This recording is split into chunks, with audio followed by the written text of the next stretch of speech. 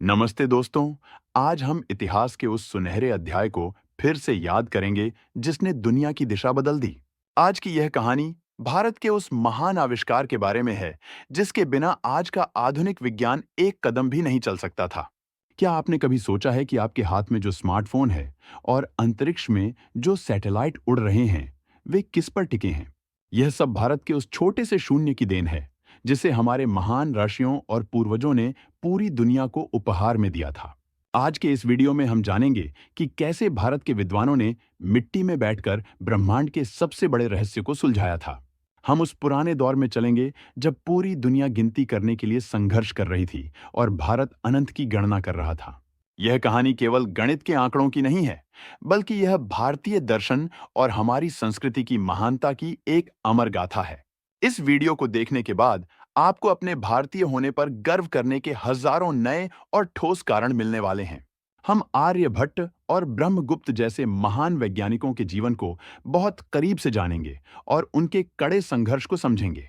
हम यह भी देखेंगे कि कैसे भारत का यह अमूल्य ज्ञान अरब देशों से होता हुआ यूरोप पहुंचा और वहां विज्ञान की क्रांति ला दी। इस रोमांचक और ज्ञानवर्धक वीडियो को शुरू करने से पहले मेरा आपसे एक बहुत ही छोटा सा और विनम्र निवेदन है। कृपया आप इस वीडियो को अभी इसी वक्त एक लाइक जरूर कर दें, क्योंकि आपका एक लाइक हमारा मनोबल बढ़ाता है। आपका प्यार हमें ऐसे ही शानदार और गहरे शोध वाले वीडियो बनाने के लिए दिन रात प्रेरित करता रहता है। तो चलिए अब समय के पहिए को थोड़ा पीछे घुमाते हैं और चलते हैं प्राचीन भारत की उस पावन और पवित्र भूमि पर। आप जरा कल्पना कीजिए, एक ऐसी दुनिया की जहां गणित तो है, लेकिन उसमें शून्य का कोई नामो निशान नहीं है। ऐसी अजीब दुनिया में बड़ी संख्याओं को लिखना या उनका सही सही हिसाब रखना लगभग असंभव सा काम हुआ करता था। प्राचीन रोम और ग्रीस जैसे महान और ताकतवर साम्राज्य भी गणित की इस बड़ी समस्या से बुरी तरह जूझ रहे थे। वहां के लोग उस समय रोमन अंकों का इस्तेमाल करते थे, जो कि बेहद जटिल और दिमाग को थका देने वाली प्रणाली थी। अगर आपको रोमन अंकों में एक साधारण सा गुणा या भाग करना हो, तो उसमें आपको कई घंटों का समय लग सकता था। रोमन प्रणाली में 10 लिखने के लिए x और 100 लिखने के लिए c का प्रयोग होता था, जो बहुत ही उलझा हुआ था। हजारों की संख्या लिखने के लिए उन्हें इतने सारे अक्षर लिखने पड़ते थे कि पूरा पन्ना ही भर जाता था। व्यापारियों को अपना मुनाफा और नुकसान जोड़ने में कई कई दिन लग जाते थे और फिर भी गलती की गुंजाइश रहती थी।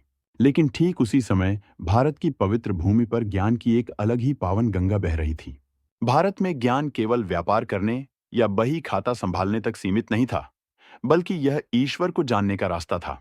हमारे आर्षि मुनि हिमालय की शांत कंदराओं और पवित्र नदियों के किनारे बैठकर गहरे ध्यान में लीन रहते थे। वे ब्रह्मांड की विशालता को और समय के कभी न रुकने वाले चक्र को समझने की निरंतर कोशिश कर रहे थे। इसी गहरे आध्यात्मिक चिंतन से भारत में शून्य के क्रांतिकारी विचार का जन्म हुआ, जिसे हम संस्कृत में शून्य कहते हैं। शून्य का अर्थ केवल खालीपन या कुछ नहीं होना नहीं है, बल्कि यह वह शुरुआती बिंदु है जहां से सब कुछ शुरू होता है। भारतीय वेदों और उपनिषदों में हजारों साल पहले ही पूर्णता और रिक्तता के गहरे सिद्धांत समझा दिए गए थे। हमारे पूर्वजों ने बहुत पहले ही समझ लिया था कि अभाव का भी अपना एक अस्तित्व होता है और उसे भी गिना जा सकता है। यह एक ऐसा क्रांतिकारी विचार था जो उस समय दुनिया की किसी और सभ्यता के पास दूर दूर तक नहीं था। पश्चिम के दार्शनिक तो शून्य या खालीपन के विचार से ही डरते थे और उसे अशुभ मानते थे। उन्हें लगता था कि अगर कुछ नहीं है तो उसका अस्तित्व कैसे हो सकता है, और यह बात उन्हें परेशान करती थी। लेकिन भारत में हमने शून्य को भगवान शिव का स्वरूप माना, जो संहार के बाद की शांति का प्रतीक है। इसी दार्शनिक सोच ने गणित में एक ऐसे चिन्ह को जन्म दिया जिसने गणना को बच्चों का खेल बना दिया। अगर हम सिंधु घाटी सभ्यता की ईंटों और माप तोल की प्रणाली को देखें, तो पता चलता है कि हम गणित में कितने आगे थे। वहां की नगर नियोजन व्यवस्था और सड़कों का समकोण पर कटना बताता है कि ज्यामिति हमारे खून में बसी थी। हड़प्पा और मोहनजोदड़ो के लोग गणित का इस्तेमाल करके अपने शहरों को इतना व्यवस्थित बनाते थे, जो आज भी हैरान करता है। लेकिन शून्य को एक संख्या के रूप में स्थापित करने का असली श्रेय हमारे गुप्त काल के महान गणितज्ञों को जाता है। भारतीय इतिहास का गुप्त काल वह समय था जब भारत को सोने की चिड़िया कहा जाता था और हर तरफ खुशहाली थी। इस सुनहरे इतिहास में सबसे पहला और सबसे आदरणीय नाम आता है पाटलिपुत्र के महान वैज्ञानिक आर्यभट्ट का। आर्यभट्ट केवल 23 साल के थे जब उन्होंने अपने महान और कालजयी ग्रंथ आर्यभट्टीय की रचना कर दी थी। जरा सोचिए, इतनी कम उम्र में उन्होंने ब्रह्मांड की उन जटिल गुत्थियों को सुलझा दिया जो आज भी वैज्ञानिकों को हैरान करती हैं। उन्होंने दुनिया को सबसे पहले बताया कि पृथ्वी गोल है और वह अपनी धुरी पर घूमती है, जिससे दिन और रात होते हैं। उस समय जब बाकी दुनिया पृथ्वी को छपटी मानती थी, आर्यभट्ट ने खगोल विज्ञान की नई और सटीक परिभाषा लिख दी थी। उन्होंने सूर्य ग्रहण और चंद्र ग्रहण के वैज्ञानिक कारणों को समझाया और राहु केतु की पौराणिक कथाओं से आगे का सच बताया। गणित के क्षेत्र में उनका सबसे बड़ा और अमर योगदान था स्थान-मान प्रणाली, जिसे हम प्लेस वैल्यू सिस्टम कहते हैं। उन्होंने बताया कि संख्याओं को लिखने के लिए हमें अलग-अलग और नए चिन्हों की कोई जरूरत नहीं है। केवल कुछ अंकों और उनके स्थान को बदलकर हम कितनी भी बड़ी से बड़ी संख्या बहुत आसानी से लिख सकते हैं। आर्यभट्ट ने अपने सूत्रों में साफ लिखा था कि स्थानम स्थानम दश गुणम, जिसका अर्थ बहुत ही गहरा और वैज्ञानिक है। इसका सीधा मतलब है कि हर अगला स्थान पिछले स्थान से 10 गुना बड़ा और शक्तिशाली होता है। यह वही दशमलव प्रणाली है जिसे आज पूरी दुनिया इस्तेमाल करती है और हर बच्चे को स्कूल में सबसे पहले सिखाया जाता है। हालांकि आर्यभट्ट ने शून्य के लिए आज जैसा गोल चिन्ह इस्तेमाल नहीं किया था, लेकिन उनकी गणना में शून्य का भाव मौजूद था। बिना शून्य की गहरी समझ के स्थान-मान प्रणाली का काम करना पूरी तरह से असंभव था। आर्यभट्ट की इस अद्भुत खोज ने गणित को इतना सरल बना दिया कि आम आदमी भी बड़े-बड़े हिसाब किताब करने लगा।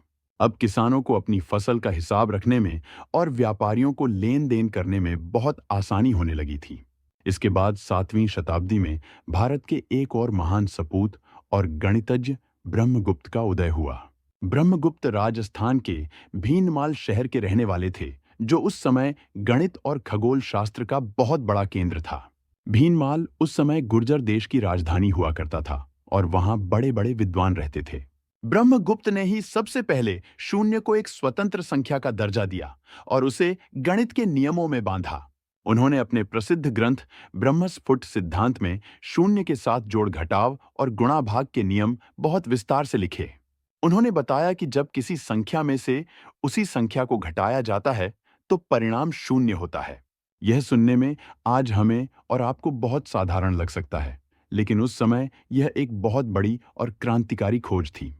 ब्रह्मगुप्त ने ही दुनिया को बताया कि अगर किसी संख्या को शून्य से गुणा किया जाए तो वह संख्या भी शून्य हो जाती है। इतना ही नहीं, उन्होंने ऋणात्मक संख्याओं यानी नेगेटिव नंबर्स का भी पहली बार परिचय दुनिया को दिया। उन्होंने कर्ज को आरण और संपत्ति को धन कहकर गणित के जटिल सवालों को बहुत ही आसानी से समझाया। उन्होंने बताया कि दो ऋणात्मक संख्याओं का गुणा करने पर परिणाम धनात्मक यानी पॉजिटिव होता है, जो आज भी गणित का आधार है। जरा सोचिए कि बिना किसी कैलकुलेटर और कंप्यूटर के उन्होंने इतने सटीक नियम अपने दिमाग में कैसे बनाए होंगे। यह उनकी अद्भुत मानसिक शक्ति और एकाग्रता का ही परिणाम था कि भारत उस समय विश्व गुरु कहलाता था। ब्रह्मगुप्त का यह ज्ञान केवल किताबों तक सीमित नहीं रहा, बल्कि यह भारत के मंदिरों और दीवारों पर भी उकेरा गया। मध्य प्रदेश के ग्वालियर के किले में चतुर्भुज मंदिर की दीवार पर आज भी शून्य का सबसे पुराना लिखित प्रमाण मौजूद है। वहां एक प्राचीन शिलालेख पर बहुत स्पष्ट रूप से शून्य को एक छोटे से गोले के रूप में उकेरा गया है। यह साबित करता है कि भारत के आम जनजीवन में भी शून्य का प्रयोग सदियों से होता आ रहा है। वहां के लोग फूल और मालाओं की गिनती के लिए इस शून्य का प्रयोग करते थे, जो उस शिलालेख में लिखा है। इसके अलावा बख्शाली पांडुलिपि, जो भोजपत्र पर लिखी गई है, उसमें भी शून्य के बहुत पुराने प्रमाण मिले हैं। वहां शून्य को एक काले बिंदु के रूप में दर्शाया गया है, जिसे उस समय शून्य बिंदु कहा जाता था। यही बिंदु आगे चलकर वह गोलाकार शून्य बना, जिसे आज हम और आप पहचानते हैं और इस्तेमाल करते हैं। भारतीय गणितज्ञों ने बड़ी-बड़ी संख्याओं के लिए भी बहुत ही सुंदर और काव्यात्मक नाम रखे थे। रामायण और महाभारत काल में भी अक्षौहिणी सेना की गणना के लिए बहुत बड़ी संख्याओं का प्रयोग होता था।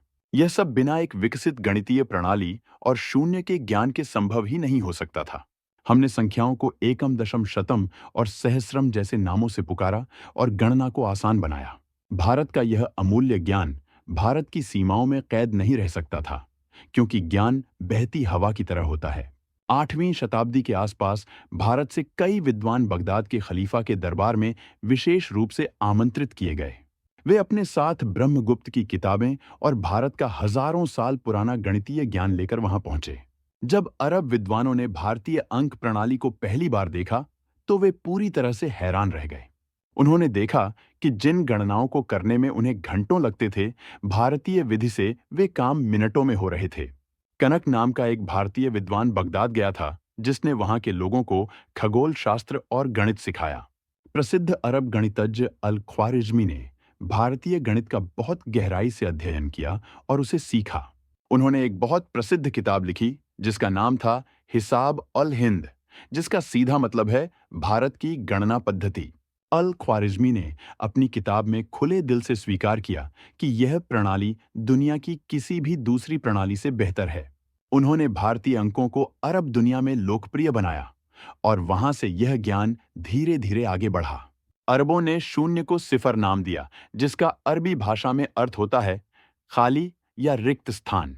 यही सिफर शब्द जब यात्रा करते हुए यूरोप पहुंचा, तो वहां की लैटिन भाषा में बदलकर जेफिरम बन गया। धीरे धीरे समय के साथ यह शब्द इटालियन भाषा में जेफिरो बना और अंत में अंग्रेजी का जीरो बन गया। लेकिन यूरोप के लोगों को इस नई और आसान प्रणाली को अपनाने में कई 100 साल का समय लग गया।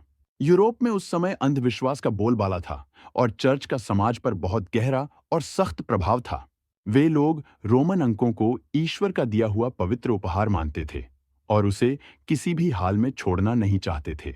शून्य का विचार उन्हें बहुत डराता था, क्योंकि उन्हें लगता था कि जो चीज है ही नहीं, उसे लिखा कैसे जा सकता है। उन्हें लगता था कि शून्य शैतान का काम है, क्योंकि यह ईश्वर की बनाई हुई पूर्णता को चुनौती देता है। कई जगहों पर तो शून्य और भारतीय अंकों के इस्तेमाल पर पूरी तरह से कानूनी प्रतिबंध लगा दिया गया था। इटली के फ्लोरेंस शहर में 1299 में एक कानून पास किया गया, जिसमें इन अंकों के इस्तेमाल पर रोक थी। व्यापारियों को इसे इस्तेमाल करने से रोका जाता था और पकड़े जाने पर उन्हें भारी जुर्माना या सजा भी दी जाती थी।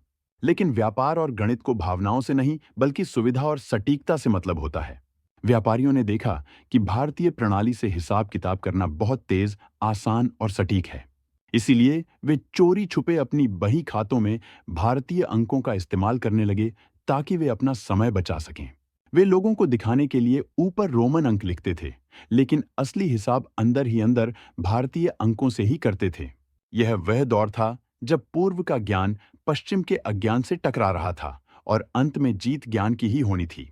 इटली के महान गणितज्ञ फिबोनाची ने इस बदलाव में बहुत बड़ी और ऐतिहासिक भूमिका निभाई।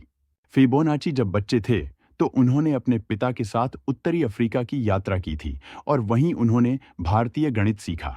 उन्होंने देखा कि अरब के व्यापारी कितनी आसानी से अपना हिसाब करते हैं, जबकि यूरोप के लोग उंगलियों पर गिनते रहते हैं। वापस आकर उन्होंने अपनी प्रसिद्ध किताब लिबर अबाची लिखी, जिसमें उन्होंने भारतीय अंकों की जमकर तारीफ की। उन्होंने यूरोप के लोगों को समझाया कि इन 9 अंकों और एक शून्य से दुनिया की कोई भी संख्या लिखी जा सकती है। धीरे धीरे यूरोप के गणितज्ञों को समझ आने लगा कि रोमन अंकों के साथ वे भविष्य में आगे नहीं बढ़ सकते। अगर उन्हें विज्ञान और खगोल शास्त्र में तरक्की करनी है, तो उन्हें भारत का तरीका अपनाना ही होगा। 16वीं शताब्दी आते आते पूरे यूरोप ने पुरानी रोमन पद्धति को हमेशा के लिए छोड़कर भारतीय अंकों को अपना लिया। हालांकि पश्चिम में इसे गलती से अरबी अंक कहा जाने लगा, क्योंकि यह अरबों के जरिए वहां पहुंचा था। लेकिन इतिहास के पन्नों में यह सच्चाई दर्ज है कि यह मूल रूप से हिंद अंक या भारतीय अंक ही थे। आज भी कई इतिहासकार इसे हिंदू अरेबिक न्यूमेरल्स कहते हैं, जो इसकी असलियत बयां करता है। महान वैज्ञानिक अल्बर्ट आइंस्टीन ने भी भारत के इस योगदान को खुले दिल से स्वीकार किया था। उन्होंने कहा था कि हम भारतीयों के बहुत ऋणी हैं, जिन्होंने हमें गिनना सिखाया और विज्ञान को संभव बनाया। आइंस्टीन का मानना था कि भारत की इस खोज के बिना विज्ञान की कोई भी बड़ी खोज करना असंभव था। न्यूटन के गुरुत्वाकर्षण के नियम हों या आधुनिक भौतिक विज्ञान, सब कुछ इसी भारतीय गणित पर टिका है। आज हम जिस डिजिटल युग में जी रहे हैं, उसका आधार भी यही छोटा सा और साधारण सा दिखने वाला शून्य है। कंप्यूटर और इंटरनेट जिस भाषा को समझते हैं, उसे बाइनरी सिस्टम कहा जाता है, जो पूरी तरह गणित पर आधारित है। बाइनरी सिस्टम में केवल 2 ही अंक होते हैं, 1 और 0, और इसी से सारी कोडिंग और प्रोग्रामिंग होती है। आपके फोन की हर फोटो, हर वीडियो और हर मैसेज अंत में इसी 0 और 1 के कोड में बदल जाता है। अगर प्राचीन भारतीय विद्वानों ने शून्य की खोज न की होती, तो आज कोई कंप्यूटर या लैपटॉप नहीं होता। आज की बड़ी-बड़ी टेक्नोलॉजी कंपनियां और सिलिकॉन वैली का अस्तित्व ही नहीं होता अगर भारत ने यह ज्ञान न दिया होता। हम गर्व से कह सकते हैं कि आज की तकनीकी चमक के पीछे उन भारतीय ऋषियों का ही दिमाग है, जिन्होंने किसी वातानुकूलित प्रयोगशाला में नहीं, बल्कि प्रकृति की गोद में बैठकर ज्ञान को खोजा था। यह केवल एक गणित की खोज नहीं थी, बल्कि यह मानव सभ्यता के विकास में भारत का सबसे बड़ा योगदान था। आज जब भारत अंतरिक्ष विज्ञान में नए झंडे गाड़ रहा है, तो उसके पीछे भी यही गणितीय विरासत है। भारत के चंद्रयान और मंगलयान मिशन की सफलता के पीछे सटीक गणनाओं का बहुत बड़ा हाथ है। ग्रहों के बीच की करोड़ों किलोमीटर की दूरी और ईंधन का हिसाब किताब बिना शून्य के नहीं हो सकता। नासा के वैज्ञानिक भी आज भारतीय गणितज्ञों की उन तकनीकों का लोहा मानते हैं जो सदियों पहले खोजी गई थीं। हमें यह याद रखना चाहिए कि हमारा इतिहास केवल राजाओं और युद्धों तक सीमित नहीं है। हमारा असली इतिहास वह ज्ञान की परंपरा है जिसने पूरी दुनिया को अज्ञानता के अंधेरे से बाहर निकाला। नालंदा और तक्षशिला जैसे विश्वविद्यालय दुनिया के पहले विश्वविद्यालय थे जहां देश विदेश से छात्र आते थे। वहां गणित, खगोल शास्त्र और चिकित्सा का ऐसा ज्ञान दिया जाता था जो दुनिया में कहीं और मौजूद नहीं था। बख्तियार खिलजी जैसे क्रूर आक्रमणकारियों ने हमारे पुस्तकालयों को जला दिया, लेकिन वे हमारे ज्ञान को नहीं मिटा सके। ज्ञान हमारे डीएनए में है और यह पीढ़ी दर पीढ़ी आगे बढ़ता रहा है और आज भी हमारे अंदर जीवित है। आज दुनिया भर में बड़ी-बड़ी कंपनियों के सीईओ भारतीय हैं और वे दुनिया की अर्थव्यवस्था चला रहे हैं। इसके पीछे कहीं न कहीं वही गणितीय समझ और तर्क शक्ति है जो हमारे पूर्वजों ने हमें विरासत में दी है। शून्य की यह कहानी हमें सिखाती है कि एक सही विचार पूरी दुनिया की दिशा और दशा दोनों बदल सकता है। यह हमें प्रेरित करती है कि हम अपनी जड़ों से जुड़े रहें और अपने पूर्वजों का दिल से सम्मान करें। हमें अपनी संस्कृति और अपने इतिहास को केवल किताबों में नहीं, बल्कि अपने दिल और दिमाग में रखना चाहिए। अक्सर हम विदेशी वैज्ञानिकों के नाम तो रट लेते हैं, लेकिन अपने ही देश के नायकों को भूल जाते हैं। हमें अपनी रोजमर्रा की चर्चाओं में आर्यभट्ट और ब्रह्मगुप्त जैसे नामों को गर्व से और सम्मान से लेना चाहिए, ताकि हमारी आने वाली पीढ़ी को यह एहसास हो कि वे कितनी महान और समृद्ध विरासत के वारिस हैं। हमें अपने बच्चों को बताना चाहिए कि जिस गणित से वे डरते हैं, वह असल में भारत की ही देन है। गणित को रटने की बजाय उसे समझने की कोशिश करनी चाहिए, जैसा हमारे पूर्वजों ने किया था। शून्य का आविष्कार बताता है कि भारतीय दिमाग में कठिन और अमूर्त विचारों को समझने की अद्भुत ताकत थी।